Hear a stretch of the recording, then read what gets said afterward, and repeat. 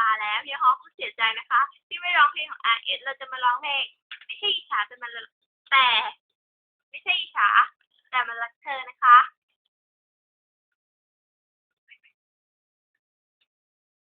ผิดกันขอโทษนะคะไม่ผิดค่ะไม่ผิดกันได้นะคะการร้องเพลงเนี่ยอ่ะฉันรู้ว่าเธอก็แค่ผู้ชายคนหนึ่ง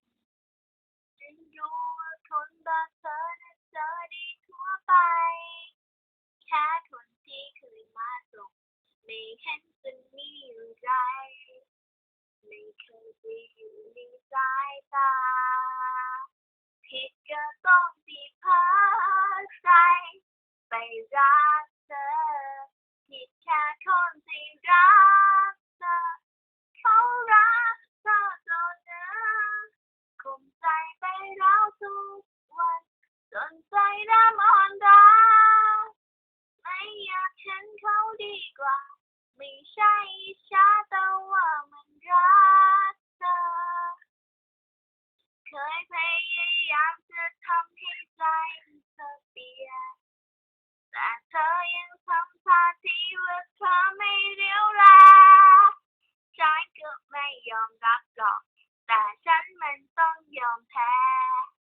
ว่าเธอในแค่ก็แค่เขาผิดก็ต้องสิพาใจไปรักเธอแค่ผิดก็ต้องสิรักเธอ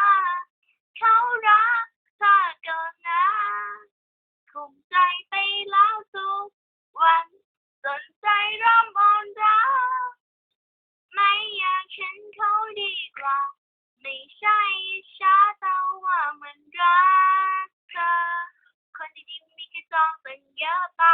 แล้วทำไมแล้วทำไมไม่สนใจชอบให้ใจมันทรมานนักหรือไงเอโอเอโอยิ่งได้รู้มีเจ้าของยิ่งต้องการยิ่งได้รู้ไม่มีทางยิ่งสำคัญทั้งที่มันก็เป็นไปได้ก็แค่ฝันตื้อดื้อตื้อดื้อ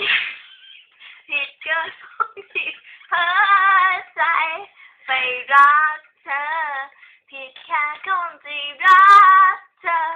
เขารักเธอก่อนนะข่มใจไปแล้วทุกวันจนใจเริ่มอ่อนล้า